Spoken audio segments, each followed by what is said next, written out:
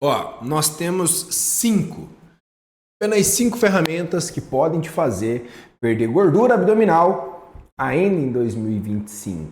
E você já está mais do que batido, você já sabe o que tem que ser feito, contudo não consegue aplicar na prática. Então, o que eu vou te explicar aqui? Eu vou te ensinar cada uma delas, como você pode associar essas cinco para ter uma otimização dos seus resultados. Mas antes disso, se você não me conhece, meu nome é Daniel Moreira, sou nutricionista e treinador. Vai ser um prazer conversar com você e compartilhar informação aqui contigo. Bem, primeiro de tudo, você precisa entender em que ponto você está partindo, da onde nós estamos partindo, porque é diferente para uma pessoa que está com seus 40% de gordura abdominal e uma pessoa que está partindo de 15%. São necessidades diferentes. Por mais que a nossa necessidade é a mesma, por mais que o nosso objetivo é o mesmo, perder gordura abdominal, né? Mas, de qualquer forma, as intensidades são completamente diferentes. Deixa eu desligar aqui meu áudio, porque senão meu déficit de atenção ele grita, né? Bem, então, de que ponto nós estamos partindo?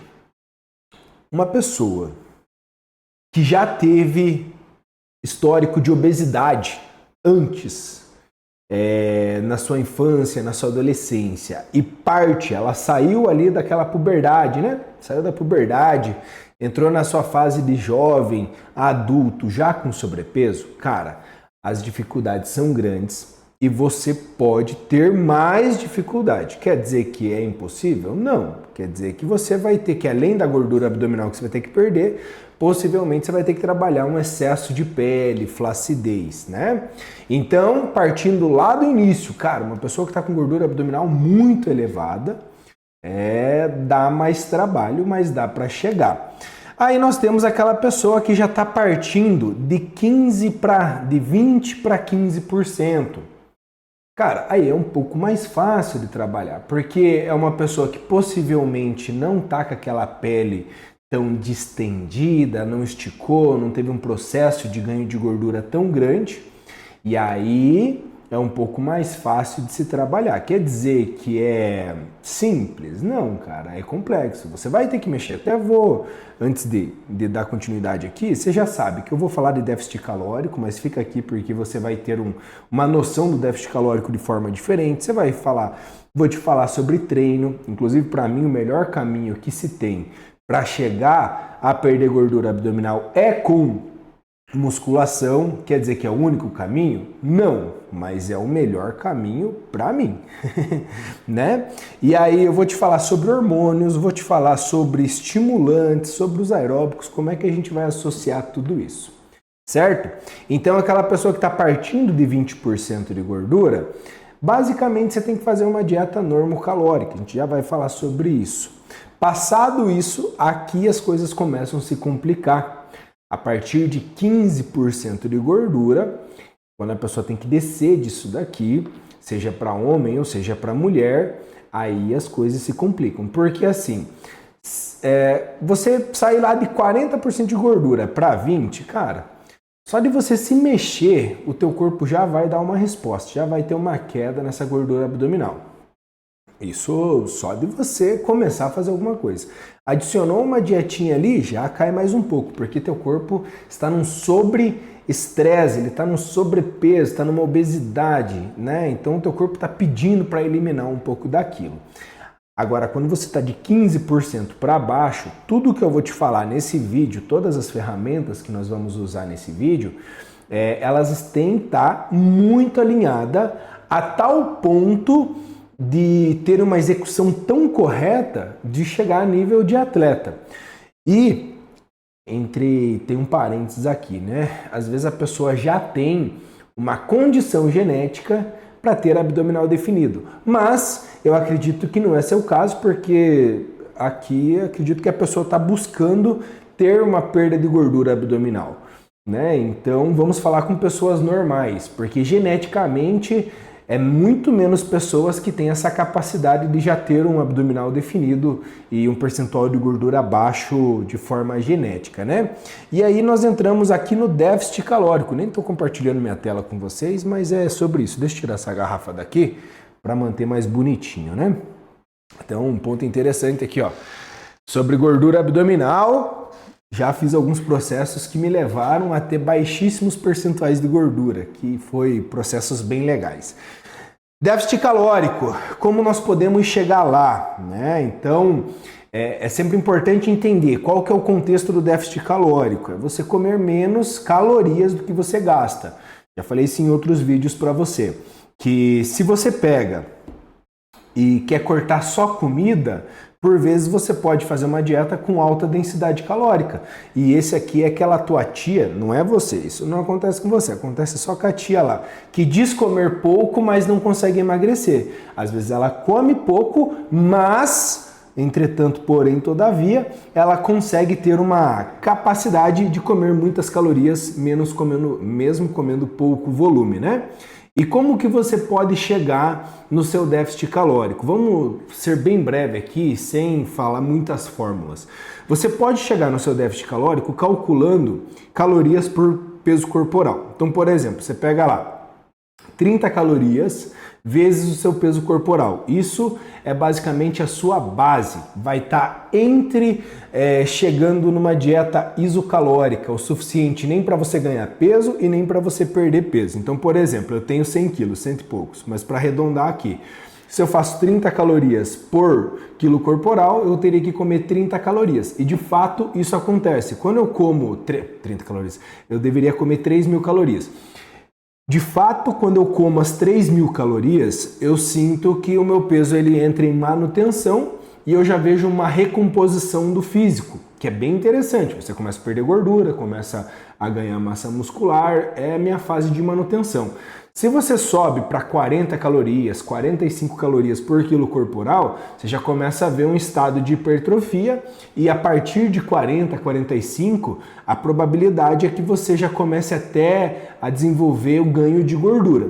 Beleza, mas a nossa ideia é falar sobre perda de gordura abdominal. Show de bola. A gente vem para um pouquinho para baixo e trabalha abaixo de 30 calorias por quilo corporal. 25 já é legal, 20 é legal, calorias por quilo corporal. Quando você baixa de 20 calorias por quilo corporal, eu já percebo que é um déficit calórico bem agressivo. Já o pessoal já começa a ratear, já começa a reinar com uma questão de passar fome. Sempre quando você vai entrar num déficit calórico, o que te bloqueia, o que faz você não ter resultado é não conseguir sustentar aquela fome. Ou seja, quando já tem a capacidade de ter vontade, né? Porque a pessoa está restrita numa rotina alimentar. Então as vontades dela já são mais altas, né? Ela já tem muita vontade. Ela tem vontade de comer uma pizza, tem vontade de comer um pudim, é normal. Cada um tem as suas vontades. Beleza, tá aí tudo certo. Mas aí se você junta a fome junto com essa vontade, cara, aí é pedir para furar a dieta com certeza, né? Então, e como é que você sabe quando você está em déficit calórico? Isso aqui é muito importante. Quando você começa a ter aquela percepção da fome, já é um indício de estar em déficit calórico. Então a fome ela é interessante. E até um ponto legal, que na minha última preparação eu usei Monjaro para tentar inibir um pouco a fome, porque realmente a fome para mim é a pior parte da preparação. E aí a gente usou Monjaro. Aí eu não tinha percepção de fome e eu vi que os meus sinais eles começaram a ficar alterados. Então, por exemplo, eu ia fazer um terra lá, eu lembro que eu fui fazer um terra com 200 quilos. Cara, eu tava comendo pouco e tal, mas não estava com a percepção de fome. Eu fiz o terra e já deu aquela apagada, deu aquele teto preto de praxe, né? Isso porque se eu tivesse com a sensação de fome, eu teria mais sensibilidade de saber qual que seria meu limite ou não.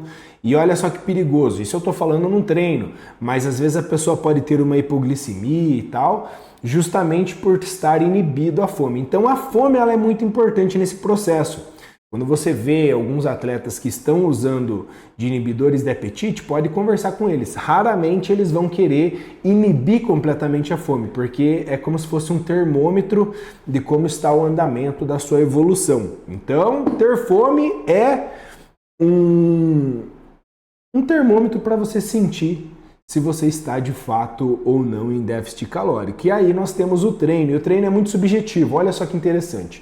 Quando você fala, deixa eu tomar um cafezinho aqui, servidos, quando você fala de dieta, eu vou lá e te prescrevo 100 gramas de arroz. Você vai lá, cozinha o arroz, pesa 100 gramas de arroz e a tua dieta você acertou. Então é mais fácil acertar na dieta. Agora quando eu falo 4 séries de 10 repetições na academia, é muito subjetivo.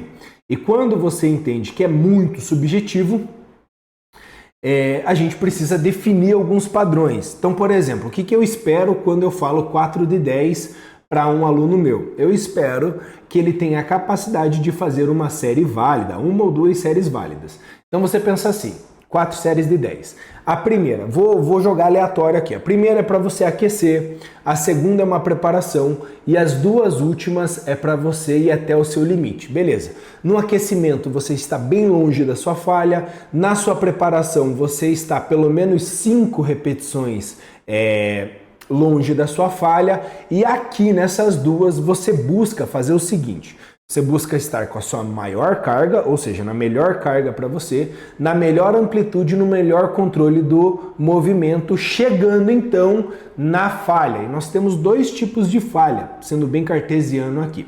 Você tem aquela falha mecânica, na qual você não consegue fazer mais nenhuma repetição de forma concêntrica. Pô, cheguei, pá, travei. Mas aí tem algumas pessoas que não... Por insegurança e medo, ou porque não tem um parceiro, não tem um personal, não consegue chegar nessa falha. Por exemplo, chegar numa falha mecânica no agachamento, a probabilidade de você se machucar é grande. As pessoas têm medo de fazer supino e travar no supino lá, porque é a falha mecânica. Então nós temos a falha técnica, que é quando você fica uma repetição antes da falha mecânica. Ou seja, você fez aquela última, você sabe, pô, se for mais uma, eu não vou conseguir fazer esse movimento. E isso também é válido para as mulheres, claro, nos exercícios propostos para ela, né? Aqui eu falei sobre agachamento, falei sobre supino, mas existe elevação de quadril, existe a própria extensão de glúteos, né, de quadril lá na polia, que é excelente movimento para ter um glúteo mais arredondado. Então o princípio é o mesmo, onde você vai aplicar é outra história. E quando a gente fala da ferramenta para você perder gordura abdominal, ferramenta treino, você vai estar desgastado, porque você já está em déficit calórico, aí você precisa entrar numa questão do treinamento. Só que para você tá comendo menos, tá treinando muito, vai gerar overtraining. É dito e feito. Dentro do fisiculturismo, a gente inclusive acaba induzindo transtorno alimentar e também o overtraining induzido, né? Então, acredita em mim, se você fizer tudo certo do que tá aqui, vai por mim. Você vai precisar trabalhar com 3 coisas importantes lá, que se chama VID. Volume, intensidade e densidade. Você vai ter que ficar manipulando todo o seu vídeo, né? O volume, a intensidade e a densidade do seu treino, para você não chegar num overtraining e conseguir se manter no processo de perda de gordura abdominal há bastante tempo. Até vale um detalhe aqui, presta atenção que essa parte é interessante. Sempre quando eu falo de um projeto fitness, eu recomendo que a pessoa calcule uma média de 3 meses. Né? Então são 3 meses tentando secar, são 3 meses tentando ganhar massa. Isso quer dizer que quando você chegar lá você vai parar? Não! É chegando lá que você vai entender se você vai dar continuidade, se você aguenta mais 1, 2 meses, se está na hora de tirar um pouquinho a mão ali do déficit calórico, colocar um pouquinho mais de comida, treinar um pouquinho mais pesado. E fazendo essa senoide, fazendo esse desenho de, pô, come um pouquinho mais, come um pouquinho menos, você consegue se manter mais tempo nesse processo fitness. É até um tema legal para fazer um vídeo sobre, né? E aí nós falamos sobre hormônios agora. Deixa eu tomar mais um cafezinho aqui e eu tenho que acelerar que minha paciente logo chega. Nós temos a questão hormonal. Vale a pena? Depende. Se você souber dos riscos e colaterais e está disposto, com certeza. Faz você chegar no seu resultado mais rápido? Sem dúvida. Quer dizer que vai ficar perfeito? Não, porque a perfeição não existe e as pessoas no fitness se cobram demais, né? Você acaba que nunca está satisfeito. Eu vejo isso com os meus pacientes, até mesmo comigo. Pô, às vezes você vê a pessoa já perdeu 20% de gordura, 15% de gordura e ela olha e ela acha defeito. Mas ela não vê que ela saiu, né? Que ela tá excelente atualmente. E para homens ali, o que a gente acaba usando é uma texto base, que é o que eu gosto de trabalhar comigo e tal, né? E também tenho médico. E para mulheres eu gosto de trabalhar com hormônios oriundos da DHT, né? Derivados de DHT, dihidrotestosterona. Então, por exemplo, o próprio Masteron eu acho excelente para mulher, o próprio oxandrolona eu acho excelente para mulher. Estano, ele tem um efeito mais androgênico na mulher, ele consegue trazer mais virilização, mas se a mulher se adapta e não sente tanto colateral, também é excelente. E na mulher, menos é mais. Menor dosagem, um tempo mais prolongado de uso é interessante. Vale um destaque, estou com uma atleta que vai competir agora esse final de semana E quando que eu uso o hormônio com a atleta? Normalmente no final do cutting. Quando a gente começa a puxar demais na dieta, começa a puxar demais no aeróbico, você vê que a pessoa a mulher principalmente, começa a perder densidade muscular. E é nesse momento que a gente entra com hormônio e em outras fases eu evito usar de hormônio com a mulher, justamente por um controle, um gerenciamento dos colaterais. Isso inibe o risco? Não, cara.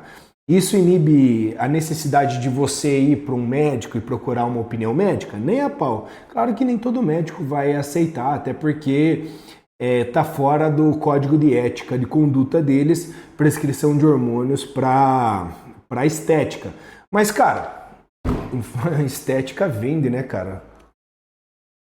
A quantidade de gente que consegue ganhar dinheiro vendendo... de médico vendendo hormônio aí não vendendo, né, mas fazendo a prescrição, é sem igual. E se a pessoa não for no médico, ela vai fazer por ela vai achar o coach, ela vai achar o ChatGPT, ela não vai parar. Mas dentro dos hormônios, tem os colaterais, que você possivelmente já sabe. Se você precisar, eu te passo aqui, deixa nos comentários.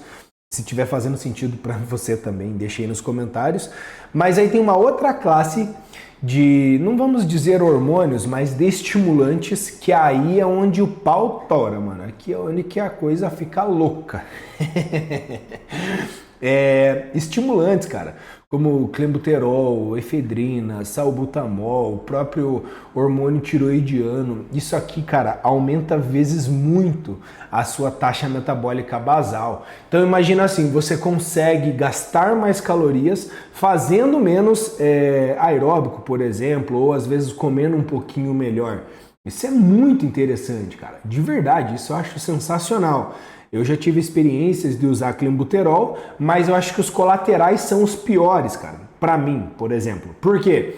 Porque hoje em dia não está incomum você vendo as pessoas com ansiedade, com problemas psicossomáticos, e usar de um estimulante vai atacar muito mais essa ansiedade. Às vezes a pessoa não tem um gerenciamento, um tratamento com um psicólogo, talvez ela ainda não se conheça, mas a vida dela fica tudo meio cinza, ela fica extremamente estressada, muito ansiosa, e aí eu falo, cara, vale a pena? Porque você vai subir ali, ó, no máximo uns 30%, no máximo assim, isso é muito bom, né? Uns 30% da sua taxa metabólica basal usando um clenbuterol, por exemplo, usando um hormônio tiroidiano. Mas o colateral vale a pena? Às vezes, ó, eu fazendo uma polifarmácia aqui, às vezes vale a pena você inibir um pouquinho tua fome e não estar tão ansioso. Pelo contrário, né? Os análogos a GLP-1, eles têm até uma capacidade de trabalhar o seu comportamento num geral. Isso eu acho muito interessante. Então, às vezes vale a pena você usar de outra coisa sem ter que dar gatilho de ansiedade. Tem um parceiro de treino que está comigo há anos e sempre sofreu muito com ansiedade. E aí nós tiramos o pré-treino dele, cafeína, pré-treino, cara. E o moleque mudou completamente. Por quê? Porque a cafeína, ele é tão sensível ao estimulante que quando ele colocava muito mais estimulante, que seja cafeína, que é um suplemento, ele já perdia a concentração no treino, ficava muito acelerado, dava crise de ansiedade durante o treino. Isso é muito interessante, né, cara? Então, estimulante eu cuidaria aí. E às vezes você precisa ter uma associação entre dieta, treino, hormônios. Eu não faço a prescrição, né? Não venha fazer uma consultoria comigo se você tem esse interesse. O Dani vai me prescrever. Não. Muitas vezes eu faço gerenciamento dos colaterais. Então, prescrevo seus exames. A pessoa vê os exames ali, eu vejo os exames, e o que está dentro da minha atribuição profissional de gerenciar aquele colateral, por exemplo, a pessoa está com uma dislipidemia, o que eu puder fazer ali com manipulado, eu vou ajudar. Às vezes ela está com hepatotoxicidade, pelo uso inadequado de hormônio, o que eu posso ajudar, eu vou ajudar, mas a prescrição eu não faço. E aí a pessoa, tá perdida completamente e precisa de um apoio. Eu tenho uma consultoria online que se chama Afina Mais e nela eu te ajudo a afinar a cintura, eliminar a gordurinha das costas e é sensacional porque você recebe a dieta, você recebe o treinamento e todo um acompanhamento semanal. O link está aqui na descrição. E um ponto muito interessante que as pessoas têm muitas dúvidas é o aeróbico, né? A intensidade do aeróbico, quanto tempo fazer, qual a intensidade. Cara, lembra-se daquilo que eu falei lá no início, que é muito importante. Em que ponto estamos partindo? Se a pessoa está lá com 40% de gordura abdominal, cara, não adianta, ela não tem a capacidade de executar uma musculação a tal ponto que gere um déficit calórico. É muito importante, mas ela não vai chegar numa intensidade de treino boa. Então eu prefiro que ela gaste mais tempo fazendo aeróbico do que necessariamente uma pessoa que está com 15%. Porque quando você está abaixo de 15%, seja homem ou seja mulher, mulher é mais difícil bater 15% de gordura, exceto aquelas que são por genética. A probabilidade de você perder densidade muscular é muito grande se você exagerar no aeróbico, seja no tempo ou no volume desse aeróbico. Então, menos é mais. Eu prefiro que você mantenha linear 30 minutos, considerando a pessoa abaixo de 15%, ou que está ali, já perdeu bastante e tal. Então, eu prefiro que ela trabalhe com menos tempo, que se mantenha mais intermitente, se mantenha mais linear e que consiga fazer todos os dias. Então eu chamo do cardio da vovó, né? 30 minutos fazendo uma média de 5 km por hora, 5, 6 km por hora é o suficiente. Por quê? Porque assim eu consigo melhorar a tua capacidade de pele, né? Consigo melhorar o aspecto da sua pele, sai um pouquinho daquela retenção, te ajuda a gerar um dispêndio de energia, ou seja, um gasto calórico um pouquinho maior e é excelente. Espero que tenha feito sentido para você. O YouTube me fala que esse vídeo aqui ele é interessante para você. Então assiste esse vídeo, curte esse vídeo aqui e eu te vejo no próximo vídeo em poucos segundos.